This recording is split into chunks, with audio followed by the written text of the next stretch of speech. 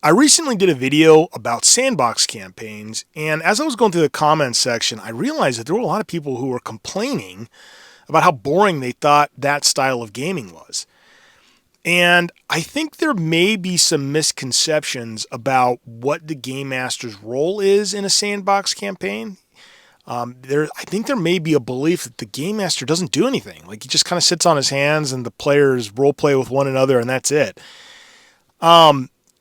A game master in a sandbox campaign can still use inciting incidents to offer the players some direction towards potential adventure.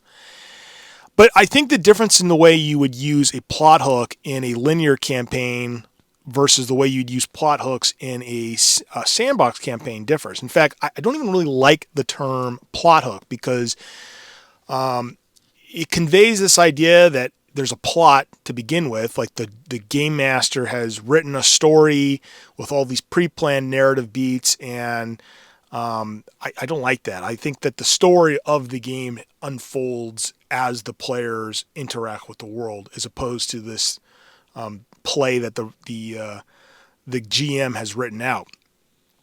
And then the other thing is, I think when we think of a plot hook, and the way in which plot hooks are typically used in a railroad campaign, the players are just that. They're hooked. And now they're on the line. They're getting reeled in. And there is no opportunity to abandon the adventure. And the party is basically expected to see the adventure all the way through to the end. And I know that there are people listening right now, and they're like, well, yeah, duh, of course.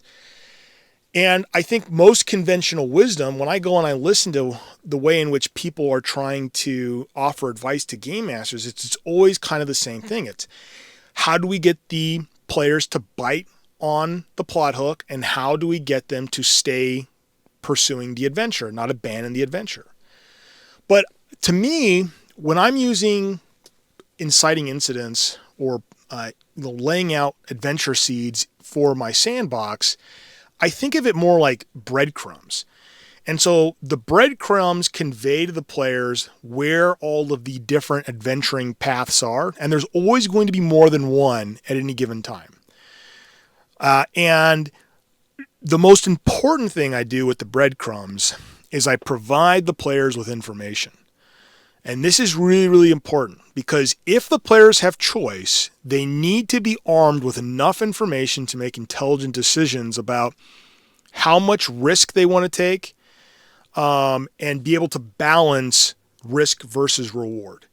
And now I'm not saying that you need to provide so much information to the players that they know exactly what's going to happen and there's no surprises. I'm not saying that. But what I'm saying is that you should foreshadow enough of what the players can potentially expect to encounter that if, for example, they go and fight something which is way too dangerous for them, they didn't go into it without knowing that that was a potential possibility.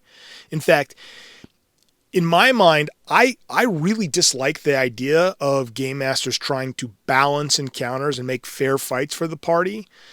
So if you have a nice living, breathing world, you're going to have threats in your world, which at any given time can be too dangerous for the party to realistically tackle.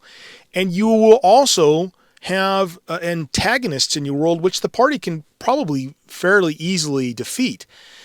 And so when you are setting up all of these different adventuring paths and you're leaving all the breadcrumb trails for the players to follow, the players should be able to at any time realize, because they're gathering enough intelligence, that, hey, this adventure, this may not be a good idea for us to continue because it could be too dangerous.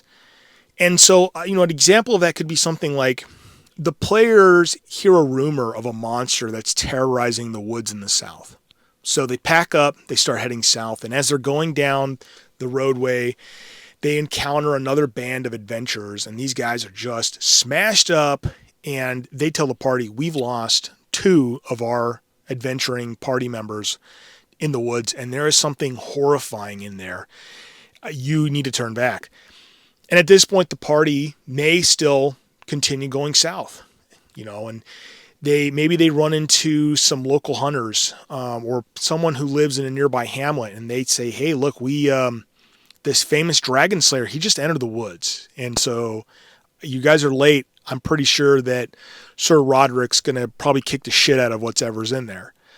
And so if the party keeps going on into the woods and then they find Sir Roderick and he's just mangled into pieces, mutilated, and utterly stomped into the ground, maybe at that point the party has now been armed with enough information that they decide, yeah, this is not a good idea. Maybe we'll come back and address this creature another time. And if they don't, if they decide to keep going into the woods, well, that's on them to deal with the consequences of their decisions, but you have provided them enough information to make an informed choice. And so I think there's some really interesting things we can do at any given time when we have a variety of different adventure paths for the players to go down. And again, don't get worried and obsessed with trying to force the players to stay on one adventure. If the party wants to either one, not even engage with the adventure or pursue a different adventure halfway through, that's fine. But because you have multiple adventure paths going on at any given time, you can offer the players some real difficult decisions where there's maybe a moral dilemma about, does the party go and save the local hamlet from the nearby raiding orcs, or do they go after the Baron's kidnapped daughter who is about to be sacrificed by an evil wizard? And now the players have to manage the most precious resource they have, which is time. They don't have enough time to deal with everything in the world all at once. Which brings me to my next point, which is, even if your players decide not to engage with any one of your adventures, it doesn't mean that those factions and people or monsters, that they just stop existing. They're going to keep doing whatever terrible things it is that they're doing.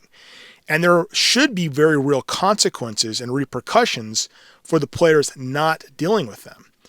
And it could be that if the players decide to basically neglect a threat, or they choose to focus on something else which is more profitable at any given time, that doing so results in that faction, those creatures, that monster doing some really terrible, harmful things in your world. And so, the party could hear a report maybe of a small band of trolls that are plaguing the roads near a marsh. And that's all they get. And with that little limited amount of information at first, the party, they may decide, well, trolls are dangerous and there's probably not really a lot of potential ways in which we can profit from this, so let's go find something else. Now, if the party continues to ignore the trolls, there's a couple things that could happen. I mean, the trolls could they could just end up getting killed by a local mercenary company. They could be destroyed by other monsters. It may not be that anything significant happens as a consequence of the players choosing to ignore the trolls, but maybe the trolls start amassing followers. Maybe they start acquiring powerful magic items. And the party keeps hearing more reports about these trolls, but they keep getting worse and worse. And if the party continues to neglect those trolls, then now there's going to get to a point where this small army led by these trolls is a problem that requires some urgent attention. And that is something I think is really cool about, again, having a living, breathing world. There are cool things that can happen as a consequence of your players choosing not to engage with an adventure. And I think that's hard for some game masters. But, if you're sort of tracking what's going on, what it is that's happening when the players, even if the players don't know what's going on, then everything, you're still putting pieces in motion, which the players will be able to interact with at a later time. But at the same time, you can also have it that there are other consequences for the players choosing to ignore an adventure pathway, which is that door closes behind them forever, and now there's probably going to be some really serious repercussions, and maybe there's not, because at the end of the day, not every decision has to be a really tough moral dilemma. It could just come down to, if the players have established ambitions and goals, it could just come down to that the players, or more importantly, the characters, are going to decide to pursue adventures which are most aligned with advancing those goals and ambitions. And that's fine. That's great. And so I guess my point with all of this is, when we're thinking about sandbox play, don't stress yourself out as the game master trying to force your players to engage with the cool things you've come up with. What I think is probably a better idea is come up with a lot of different potential pathways. And I think where you should start, and I'll do another whole other video about kind of coming up with adventure seeds and laying out the breadcrumbs. But I think one of the way you want to start in your world is, who are the potential antagonists in the world? What are the monsters that are doing bad things? What are the evil factions? Who are the rival factions who are not necessarily evil, but they're maybe competitors with the party? And start thinking about, what are their goals? What are their ambitions? What are they trying to do? And then as you're tracking time, as time passes, like, what is it like at any given time? What are they doing? Where are they at in the world? And so you can really have some really interesting living worlds this way. And I think the players will appreciate that. And I think most players, especially experienced players, are really going to appreciate having a sense of agency to be able to make those decisions and not be forced along a railroad. Anyway, these are my thoughts. I'm going to get into a little more detail about this at a later date. Like I said, I'll come up with some ideas on how you can think about creating those breadcrumbs and the different kinds of laying out adventure paths for your sandbox. In the meantime, really appreciate all of the support on this channel. And right now, there's still that Storms Over Sternberg Kickstarter. That's that first supplement for my game, Streets of Peril. And we've got about a little less than 2 weeks left. It's almost funded. I am so appreciative of everyone who's backed the Kickstarter. If you haven't had a chance, go check it out.